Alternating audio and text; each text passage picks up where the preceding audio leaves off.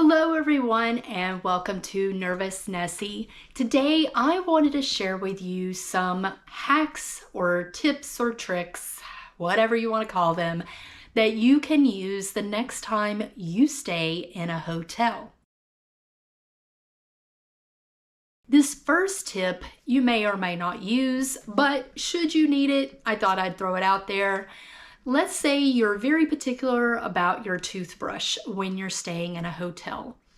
Now, I have a toothbrush cover, but it does take up room when you lay it on a counter. It's taking up a lot of room. So maybe you want to store your toothbrush standing straight up. But if you go to put it into a cup, it falls over. Well, a great way to hack this problem is to get one of the disposable cups, turn it upside down, punch a hole in the bottom of the cup, and now you can stand your toothbrush up in the cup and it won't fall over because the mouth of the cup is wider and it is sitting as a base. Unless you are actually traveling for business, most of us do not use the ironing board that is provided in the hotel room. I don't. I rarely iron my clothes anyways. But you can use the ironing board for many things when you're staying in a hotel room. You can use it as extra space for counter. Maybe you have a lot of toiletry items in the bathroom. You can set up the ironing board and use it as extra counter space.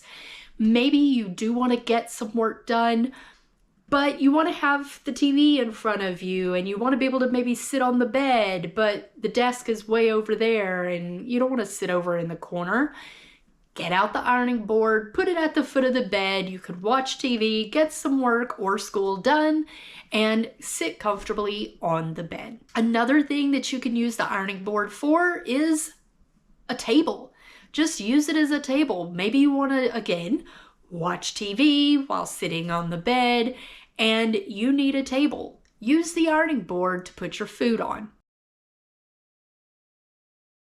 Many hotels have a lot of little travel-sized toiletry items that they provide for you. Now, a lot of people use them, don't use them, take them home and use them later, put them as stocking stuffers. I don't know. But one item that you may not have thought of using is the shower cap. Now, not every hotel provides a shower cap, but if they do, you can use this shower cap for several different things. Have a wet bathing suit at the end of your trip, put it in the shower cap, tie a knot in it, throw it in your suitcase, and it'll help keep all the other items in your suitcase from getting wet. Now, if your hotel has multiple shower caps, maybe it's 2 people in a room. Take both of them, put them on the bottom of your shoes, and it will help keep all the dirt from your shoes from getting on your clothes in your suitcase. And another thing you can use the shower cap for, if you really needed to, is kind of like a Ziploc bag, but you're gonna have to tie it into a knot. So if you have anything that you would really rather put in a Ziploc bag, but you don't have one, you could use a shower cap for that purpose. And along those same lines is you can use the liner for your ice bucket as a makeshift Ziploc bag.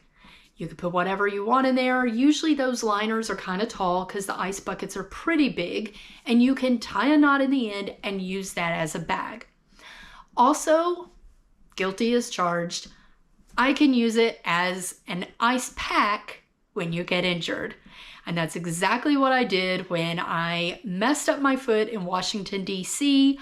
I just went and got the ice, put it in the ice bucket directly, but then put some of the ice into the ice bag, tie it off, use a washcloth to protect my skin, and used it as an ice pack. Now, not every hotel has a bunch of outlets. Some hotels only have maybe 1 outlet, maybe 2, and they could be kind of far away from where you really need them. Look for other outlets. What I mean is, a lot of times the TVs on the back have a port for a USB. You can use that port to charge anything that requires a USB cord. Now, of course, you're going to have the TV on in order to charge, but you can always mute the TV or maybe turn it to a channel where it's nature and it's not going to distract you. You could also set a timer on the TV if you really needed to in order to sleep, but then it may stop charging your whatever it is that's plugged in. Another thing you could check is the lamps. In this day and age, a lot of times, instead of adding new outlets into the rooms, they just buy a lamp that has a charging port there. It could charge just directly with whatever it is that you are needing to plug in, or it could have a port for USB or USB-C. Some of the more modern ones have multiple on there. Same thing goes for the alarm clocks. If they have some fancy type of alarm clock, there's a good chance there's some kind of a charging port. So look around for other charging ports and then save what you need for the outlet only for the outlet. Some international hotels have to where you have to use a card, your key card for your hotel room, in order to have the air or the heat on. So basically the way it works is when you get into your room, if you want to have the air on or the heat on, you have to actually take your room card and put it into a slot in order for the air or the heat to come on. That's really inconvenient, especially if, let's say, you are going to be out exploring during the day, it's in the dead of summer, it's going to be blazing hot, and you just know that you're going to come back to your hotel room and it's going to be 200 degrees whenever you walk inside. Always carry a card with you. Now, it could be just a business card, a library card, some type of a cheap card that you don't mind losing. Maybe it's like a rewards points card at your local restaurant or something. Something that you don't mind losing, because there is that possibility that the hotel staff could come in and clean your room, see that the air is running full blast, and try and take your card. So you don't want to use a credit card or a debit card, anything like that. Just get a simple business card, put it in there, and let the air or the heat run while you're gone. And speaking of business cards, if you are traveling internationally, especially if you are traveling to a country that does not speak the language that you speak, or most people there don't speak the language that you speak, pick up a business card at the front desk of the hotel. In fact, pick up a couple of them. Or carry some simple cards or slips of paper with you with a pen and write down the hotel information. Now, of course, it's easier to just pick up a business card that has the hotel's information on it. And the reason why is because if you get into a taxi or rideshare or some kind of transportation, or you just get lost, you can always show the business card from the hotel that has the address. That way they know either where to take you or how to tell you how to get to your hotel. Now, this next hack you may or may not get to use, and if you do, do it sparingly because you don't want to ruin this for everybody else. But if you need to get to a place and maybe you're on a budget, or maybe you're sort of in a hurry and don't want to wait on a taxi, you could maybe take the hotel shuttle. Now, this will only work if the hotel shuttle driver is just bored out of his mind. Maybe there's nobody to pick up at the airport and he's just standing around talking, not really doing anything. You could ask him or her if they would be willing to give you a ride to wherever it is you're wanting to go. Now, I have had this work once before. In fact, the driver volunteered for me.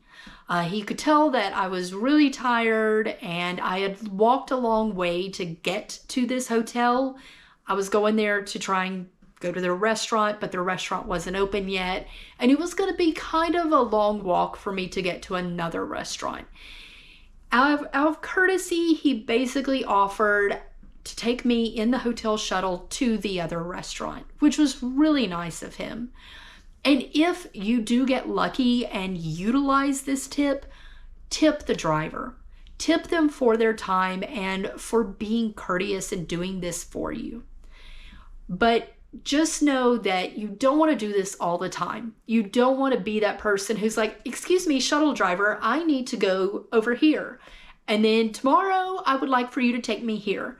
They're not your personal drivers. They are there to shuttle the customers either from the hotel to the airport or maybe to a train station. They have set destinations. But if they are completely bored and not doing anything, it doesn't hurt to at least ask. This last tip I actually talked about in my New York video. I kind of did a walkthrough of what it looks like doing this, but it's actually, to me, the most important tip. And that is when you get to your hotel room, check everything. Check everything. Everything before you unpack. You want to check the bathroom, make sure the water runs, the shower runs, that you have hot water. You want to check that any other type of maybe electronic amenities will work. You want to check the bed. Check the bed. I've had this happen. You get into a hotel room and you go to pull back the covers and there are critters in the bed. Check the bed. For me, that's the first thing I check. I always check the bed first. I pull back the covers, I undo all the pillows, I look at everything to make sure there are no critters. And you want to do this before you unpack, because I have made the mistake of arriving at a hotel late and I was exhausted and I just crashed. And I unpacked my stuff to get ready for bed and just crashed out. Wake up the next morning and then something's not working. And then you have to try to get ready, repack your stuff, call the front desk and say, hey, this is wrong with my room. I need a different room. And then you have to completely move rooms. It's just better to check everything when you first arrive before you unpack.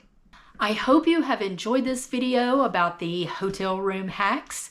If you have any hacks that you do whenever you arrive at a hotel, I would love to hear what those are. Feel free to leave a comment below. If you have any question about these tips that I gave you, then feel free to leave those below as well, and I will get to those as soon as I can. And I look forward to seeing everyone in the next video. Bye!